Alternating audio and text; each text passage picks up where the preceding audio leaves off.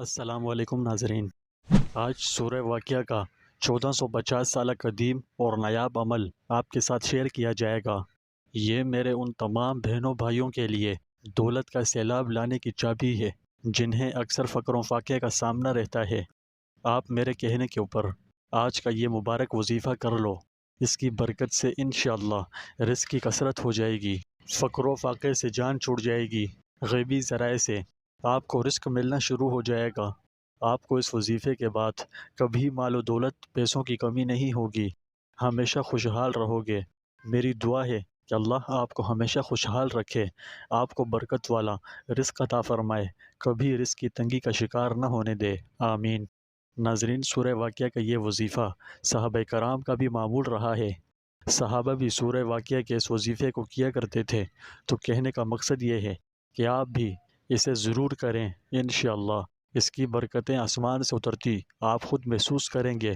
یہ بہت خاص الخاص اور قیمتی عمل ہے، آپ اسے بھرپور توجہ سے سماعت فرمائیے گا، ٹھیک ہے؟ سورہ واقعہ قرآن شریف کی 56ویں سورت ہے، یہ 27ویں پارے میں ہے۔ اس کی تلاوت کرنے کے بے شمار فضائل و برکات ہیں۔ یہ سورت بے حد فضیلت والی ہے۔ اس کی فضیلت میں ایک حدیث شریف ملاحظہ ہو جس کا مفہوم یہ ہے: جو شخص ہر رات سورہ واقعہ پڑھا کرے تو وہ کبھی فاقے میں مبتلا نہیں ہوگا۔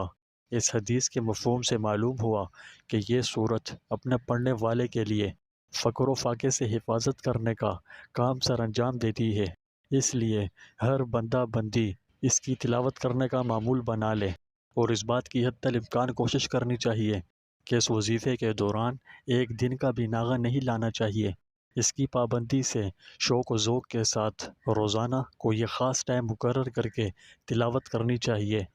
حضرت عبداللہ بن مسعود رضی اللہ تعالیٰ عنہ کی بیٹیاں تھیں، ان کے بیٹے نہیں تھے۔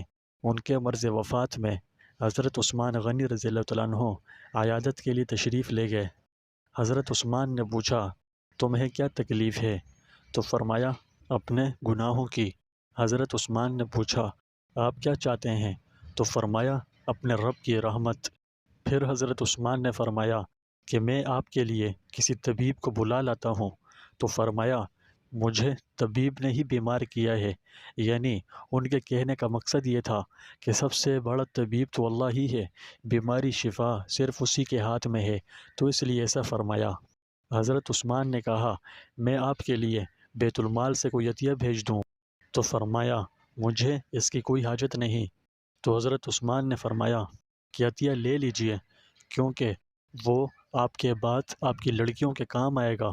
تو فرمایا، کیا آپ کو میری لڑکیوں کے بارے میں یہ فکر ہے کہ وہ فقر و فاقے میں مبتلا ہو جائیں گی؟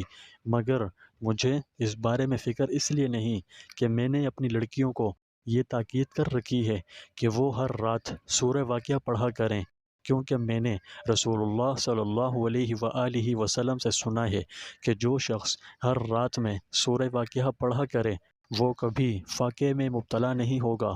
ناظرین، حضرت عثمان اور حضرت عبداللہ بن مسعود رضی اللہ عنہ کے اس پیارے سے واقعے سے ہمیں یہ سبق ملتا ہے کہ جو شخص سورہ واقعہ پڑھا کرتا ہے تو وہ ہر قسم کے فقر و فاقے سے محفوظ رہتا ہے۔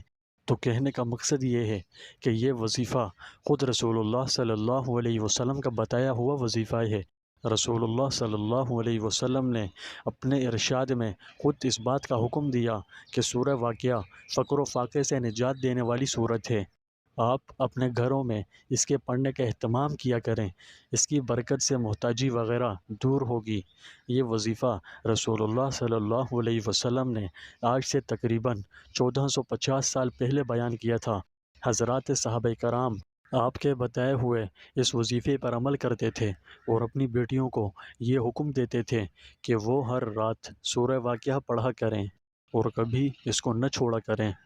تو ناظرین، اگر آپ میں سے کوئی بھی شخص غربت میں مبتلا ہے تو اسے چاہیے کہ وہ اس وظیفے کو ضرور کرے، مگر یاد رکھے اس کا پڑھنے کا ایک خاص طریقہ ہے۔ آپ اس طریقے کو مد نظر رکھتے ہوئے اس وظیفے کو کریں۔